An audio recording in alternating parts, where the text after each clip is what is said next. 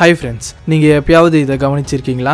லட்சக்கணக்கான தூரத்துல இருக்கிற விண்வெளிக்கு போய் ஆராய்ச்சி செய்றோம். ஆனா பூமியில இருக்கிற கடலில் மட்டும் எதுக்காக விஞ்ஞானிகள் அதிகமான ஆராய்ச்சிகளை செய்ய மாட்டாங்க?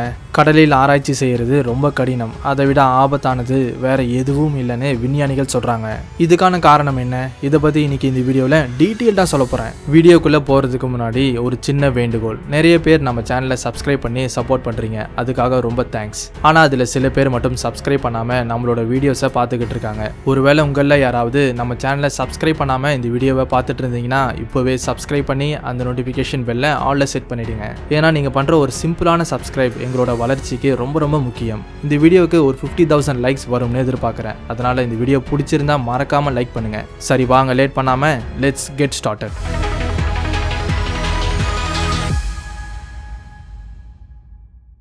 விண்வெளியில் விஞ்ஞானிகள் ஆராய்ச்சி செய்யும்போது எந்தெந்த கிரகத்தில் தண்ணி இருக்கோ அங்கே மட்டும் இன்னும் அதிகமான ஆராய்ச்சிகளை செய்வாங்க. ஏன்னா தண்ணி இருக்கிற இடத்துல உயிர் இருக்க அதிக வாய்ப்பு இருக்குன்னு.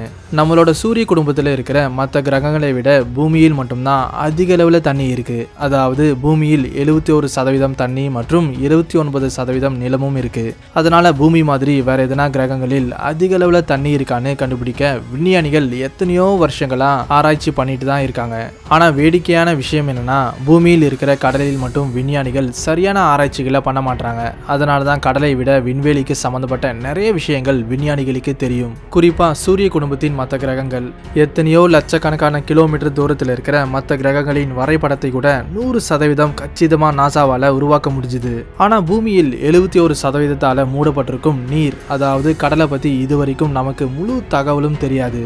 இதுவரைக்கும் கடலின் வெறும் 5% மட்டும்தான் ஆய்வு செய்ய முடிஞ்சதுன்னு விஞ்ஞானிகள் சொல்றாங்க. அதாவது மீதி இருக்கிற அந்த 95% நாம இதுவரை பார்க்காத எத்தனையோ உயிரினங்கள் மற்றும் மர்மங்கள் மறைஞ்சிருக்கு. மனிதனோட உயிரையே எடுக்கக்கூடிய அளவுக்கு ஆபத்தான உயிரினங்கள் கடலின் ஆழத்துல வாழ்ந்துகிட்டு இருக்கு. இதுவும் ஒரு காரணம் விஞ்ஞானிகள் கடலின் ஆழத்தில் ஆராய்ச்சி செய்யாததுக்கு. இப்போ விஞ்ஞானிகளையே பயமுறுத்துற சில முக்கியமான காரணங்களை பத்தி பார்க்கலாம். 1911 வருஷத்துல இங்கிலாண்டை சேர்ந்த ஹார்லாண்ட் அண்ட் வூல்ஃப் கம்பெனி உலகின் மிகப்பெரிய கப்பலை தயார் பண்ணாங்க. அந்த கப்பலின் பெயர் தான் டைட்டானிக். இந்த கப்பலின் உரிமையாளரான JP மார்கன் இந்த கப்பலை யாராலையும் அழிக்க முடியாது, ஏன்னா இது அந்த அளவுக்கு வலிமையானதுன்னு சொன்னாரு. ஆனா என்ன நடந்ததுன்னு உங்க எல்லாருக்குமே நல்லாவே தெரியும். டைட்டானிக் அதோட முதல் பயணத்திலேயே ஒரு பேரழிவை சந்திச்சுது. அதுல பயணம் பண்ண சுமார் 1500 பயணிகள் இறந்து போனாங்க. இந்த இடத்துல இயற்கையின் கடல் கிட்ட மனிதனால ஜெயிக்க முடியல. எத்தனையோ மேதைகள் சேர்ந்து உருவாக்கின கப்பல் தண்ணிக்கு அடியில மூழ்கிடுச்சு. ஆச்சரியமான விஷயம் என்னன்னா இந்த கப்பல் மூழ்கிய பிறகு எத்தனையோ தசாப்தங்களா கண்டுபிடிக்கப்படாம தான் இருந்துச்சு. கடைசியா 1985ல லூயிஸ் மிச்சல் மற்றும் ராபர்ட் பெல்லார்ட் அப்படிங்கிற கடல் ஆராய்ச்சியாளர்களால தற்செயலா கண்டுபிடிக்கப்பட்டது. விண்வெளி பயணத்தை விட கடல் பயணம் ரொம்ப ஆபத்தானதுன்னு இந்த நிகழ்வு ரொம்ப தெளிவா காட்டியிருக்கு. கடலின் எந்த இடத்துல டைட்டானிக் கண்டுபிடிக்கப்பட்டதோ அங்க தண்ணியின் பிரஷர் ஏறக்குறைய 6500 PSI இருக்கும். இது எந்த அளவுக்கு அதிகமான பிரஷர்னா இந்த பிரஷரால வெறும் ஒரு செகண்ட்ல மனிதனோட உடலை துண்டு துண்டா மாற்ற முடியும். ஜூன் 2023 வருஷத்துல ஓஷன் கேட்டுக்கு சொந்தமான டைட்டன் அப்படிங்கிற சப்மர்சிபிள் 5 பயணிகளை டைட்டானிக் இருந்த இடத்துக்கு கொண்டு போனது. இந்த டைட்டன் சப்மர்சிபிள் வெறும் இதுக்காகவே டிசைன் செய்யப்பட்டது. சிதைந்து போன டைட்டானிக் கப்பலின் இடிபாடுகள் கடலின் 12,500 அடி ஆழத்துல இருக்கு. இந்த அளவுக்கு ஆழத்துக்கு போனதுக்கு அப்புறம் இங்கிருந்த அதிகப்படியான பிரஷரை தாங்க முடியாத காரணத்தால அந்த சப்மர்சிபிள் துண்டு துண்டா நொறுங்கிடுச்சு. அதுல இருந்த பயணிகள் கண் சிமிட்டும் நேரத்துக்குள்ள கொடூரமா இருந்து போனாங்க. அந்த அளவுக்கு அட்வான்ஸ்டு டெக்னாலஜியால உருவாக்கப்பட்ட வாகனம் கடலுக்கு முன்னாடி தோற்று போனது. இது இன்னொரு உதாரணம் கடல் எந்த அளவுக்கு ஆபத்தானதுன்னு சொல்ல. மனித வரலாற்றில் கடலால எத்தனையோ விபத்துகள் நடந்திருக்கு, எத்தனையோ உயிர்கள் பலியாகி இருக்கு. விண்வெளியை விட பெருங்கடல் எதுக்காக ரொம்ப ஆபத்தானதுன்னு சொல்ற இன்னும் சில முக்கியமான காரணங்களை நான் இப்போ சொல்றேன். கடலின் 35,876 அடி ஆழத்துல சேலஞ்சர் டீப் அப்படிங்கிற பயங்கரமான இடம் இருக்கு. இந்த அளவுக்கு ஆழத்துல சுத்தமா சூரிய வெளிச்சமே இருக்காது. இங்க தண்ணியின் வெப்பநிலை சுமார் 1 டிகிரி செல்சியஸ்ல இருந்து 4 டிகிரி செல்சியஸ் வரை இருக்கும். இங்க தண்ணியின் பிரஷர் எவ்வளவு அதிகமா இருக்கும்னா நம்மளோட அட்மாஸ்பியர்ல இருக்கிற பிரஷரை விட 1000 மடங்கு அதிகமா இருக்கும். அதனாலதான் இந்த திகிலான இடத்துக்கு மனிதனால ரொம்ப சுலபமா போக முடியாது. வெறும் பிரத்யேகமான நீர்மூழ்கி கப்பலால மட்டும்தான் இங்க பாதுகாப்பா போய் சேர முடியும். இதுவரைக்கும் சில பேர் மட்டும்தான் இந்த சேலஞ்சர் டீப் வரைக்கும் போயிட்டு வந்திருக்காங்க. பசிபிக் பெருங்கடல்ல தெற்கு பக்கத்துல இருக்கிற மேரியானா ட்ரென்ச் அப்படிங்கிற பிரதேசத்துக்கு 1960ல முதல் முறையா ஜாக்வஸ் பிகார்ட் மற்றும் டான் வால்ஷ் போனாங்க. பிரபல திரைப்பட தயாரிப்பாளரான ஜேம்ஸ் கேமரன் கூட மேரியானா ட்ரென்ச்ல இருக்கிற இந்த சேலஞ்சர் டீப்க்கு அட்வான்ஸ்டு சப்மரைன் உதவியால போனாரு. பெர்முடா ட்ரையாங்கிள் இந்த பகுதி கடல்ல இருக்கிற ரொம்ப ஆபத்தான மற்றும் மர்மமான இடம்னு நம்ம எல்லாருக்குமே நல்லாவே தெரியும். நார்த் அட்லாண்டிக் பெருங்கடல்ல இருக்கிற இந்த பகுதி சுமார் 1.5 மில்லியன் ஸ்கொயர் மைல்ஸ் பரப்பளவுல ஒரு ட்ரையாங்கிள் ஷேப்ல இருக்கும். இந்த பகுதிக்கு மேல பயணம் பண்ற கப்பல், விமானம் எதுவாக இருந்தாலும் சரி, அது காணாம போயிடும். அதுக்கப்புறம் அதை யாராலையும் கண்டுபிடிக்க முடியாது. உண்மையா சொல்லப்போனா அது எங்க போச்சு, அதுல இருந்த பயணிகள் என்ன ஆனாங்கன்னு இதுவரைக்கும் ஒரு மிகப்பெரிய மர்மமாகவே இருக்கு. 19ஆம் நூற்றாண்டில் விஞ்ஞானிகள் இந்த விஷயத்தை கண்டுபிடிக்க ஆராய்ச்சிகளை செய்ய ஆரம்பிச்சாங்க. இந்த ட்ரையாங்கிள்ல இருக்கிற கடல் பகுதியில் பயணம் செஞ்ச கப்பல் மற்றும் விமானங்களை அந்த பகுதியில் இருக்கிற பிளாக் ஹோல் மாதிரியான ஒரு மாபெரும் பள்ளம் உள்ள இழுத்துக்குதுன்னு விஞ்ஞானிகள் சொன்னாங்க. 1918இல் இந்த பெர்முடா ட்ரையாங்கிள்ல ஒரு பெரிய விபத்து நடந்தது.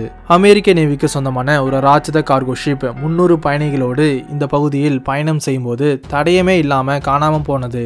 எத்தனையோ வருஷங்கள் இந்த கப்பலை தேடியும் யாராலையும் கண்டுபிடிக்க முடியல. ஜூலை 1945ல அமெரிக்காவுக்கு சொந்தமான ஃபைட்டர் ஜெட் ட்ரைனிங் சமயத்துல தெரியாம பெர்முடா ட்ரையாங்கிள் பக்கம் போனது. அதுக்கப்புறம் அந்த ஃபைட்டர் ஜெட்டின் ஒரு சின்ன பாகம் கூட இதுவரை கண்டுபிடிக்கப்படல. அதுல இருந்த பைலட்டுக்கு என்ன ஆச்சுன்னு கூட யாராலையும் சரியா சொல்ல முடியல. இந்த மாதிரி நிறைய சம்பவங்கள் இந்த பகுதியில் நடந்ததால இந்த மர்மமான பெர்முடா ட்ரையாங்கிள் கடலின் ரொம்ப ஆபத்தான இடமா மாறியது. இந்த பகுதியில் நடக்கிற சம்பவங்களுக்கு பின்னாடி இருக்கிற சரியான காரணத்தை இதுவரை எந்த விஞ்ஞானியாலையும் சொல்ல முடியல. டேஞ்சரஸ் கிரியேச்சர்ஸ் இன் சி கடல்ல இருக்கிற ஆபத்தான உயிரினங்கள் மாதிரி விண்வெளியில் எதுவும் இருக்காது. வெறும் சில வினாடிகளில் மனித உயிரை எடுக்கக்கூடிய அளவுக்கு விஷத்தன்மையை கொண்ட உயிரினங்கள் கடலில் நிறைய இருக்கு. அதுல ஒண்ணுதான் இந்த பாக்ஸ் ஜெல்லிஃபிஷ். இந்தோ பசிபிக் மற்றும் நார்த் ஆஸ்திரேலியாவின் கடல்ல அதிகமா வாழும் இந்த மீன் அதிக விஷத்தன்மையை கொண்ட ஜெல்லிஃபிஷா பிரபலமானது. இது ரொம்ப சக்தி வாய்ந்த விஷத்தை வெளியிடும். ஒரு முறை வெளியான விஷத்தால சுமார் 30 பேர் வரைக்கும் இறந்து போவாங்க. ஒருவேளை இந்த மீன் மனிதனோட உடலை தொட்டா அதுக்கப்புறம் அந்த மனிதன் உயிர் பிழைக்க வாய்ப்பே இல்லை. சில வகையான பாக்டீரியாஸ் கடலின் ஆழத்துல வாழ்ந்துகிட்டு இருக்கும். அதால மனித உடலையே சாப்பிட முடியும். ஒருவேளை அந்த பாக்டீரியாஸ்க்கு எதனா மனித உடல் தென்பட்டா அதை பிரானாஸ் மாதிரி கடிச்சு சாப்பிடும்னு சொல்லப்படுது. இந்த மாதிரியான உயிரினங்களை இதுவரைக்கும் யாரும் படம் பிடிக்கல. வெறும் கதைகளா பேசப்பட்டு வருது. சில பேர் மட்டும் அதை பார்த்ததா சொல்றாங்க. இது மட்டும் இல்லாம கடலின் பயங்கர ஆழத்துல ராட்சத ஆக்டோபஸ் இருக்குன்னு அதை நிறைய பேர் பார்த்தாங்கன்னு சொல்லப்படுது. இந்த வகையான உயிரினத்தை பத்தி நிறைய புராணங்களில் சொல்லப்பட்டிருக்கு. ஆனா விஞ்ஞானிகளுக்கும் இதுக்கும் எந்த உடன்பாடும் இல்லை. கடலின் இன்னொரு ஆபத்தான உயிரினம் மெகலடான். இது பார்க்க அச்சாசல் ஷார்க் மாதிரி இருக்கும். ஒவ்வொரு பல்லும் சுமார் 6 இருந்து 8 இன்ச் நீளம் இருக்கும். இந்த வகையான உயிரினம் மில்லியன் கணக்கான ஆண்டுகளுக்கு முன்னாடியே அழிஞ்சிடுச்சு. ஆனா சில பேர் மட்டும் இது இன்னும் உயிரோடு இருக்குன்னு நம்புறாங்க. கடலில் ஏற்பட்ட புயல், மின்னல்கள் எந்த அளவுக்கு ஆபத்தானதுன்னு நமக்கு நல்லாவே தெரியும். கடலில் புயல் சமயத்துல ஏற்பட்ட ராட்சத மின்னல்கள் ரொம்ப சக்தி வாய்ந்தது. இது மூலமா கடலில் பயணிக்கிற கப்பல்கள் அதிக அளவுல சேதமடையும். குறிப்பா கப்பலின் கம்யூனிகேஷன் சிஸ்டம் சுத்தமா வேலை செய்யாது. அதனால ஆபத்துல இருக்கிற அந்த கப்பலால கிரவுண்ட் ஸ்டேஷனை தொடர்பு கொள்ள முடியாது. கடல்ல ஏற்பட்ட ராட்சத புயல்களால மனித வரலாற்றில் எத்தனையோ கப்பல்கள் கடலுக்குள்ள மூழ்கி இருக்கு. இந்த மாதிரியான நிறைய ஆபத்தான நிலைமைகள் கடல்ல இருக்கிற காரணத்தால தான் விண்வெளியை விட கடல் பயணம் ஆபத்தானதா இருக்குன்னு விஞ்ஞானிகள் சொல்றாங்க. கடல்ல இன்னும் எந்த மாதிரியான ஆபத்துகள் இருக்கு, அதை பத்தி உங்களுக்கு எதனா தெரிஞ்சா அதை கமெண்ட்ல சொல்லுங்க. கண்டிப்பா இந்த வீடியோ உங்களுக்கு ஒரு புது விஷயத்தை தெரிஞ்சுக்க உதவியா இருந்திருக்கும்னு நம்புறேன். இந்த வீடியோ பிடிச்சிருந்தா லைக் பண்ணுங்க, ஷேர் பண்ணுங்க. இந்த மாதிரி இன்னும் நிறைய வீடியோஸை பார்க்க நம்ம சேனலை சப்ஸ்கிரைப் பண்ணி அந்த பெல் ஐக்கனை கிளிக் பண்ணுங்க. மறுபடியும் அடுத்த வீடியோல சந்திக்கலாம். தேங்க்ஸ் ஃபார் வாட்சிங்.